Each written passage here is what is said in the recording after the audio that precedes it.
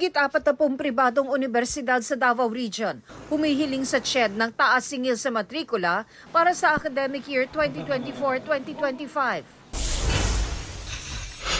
Alokasyon ng tubig sa MWSS at National Irrigation Administration, binabaan ng DENR.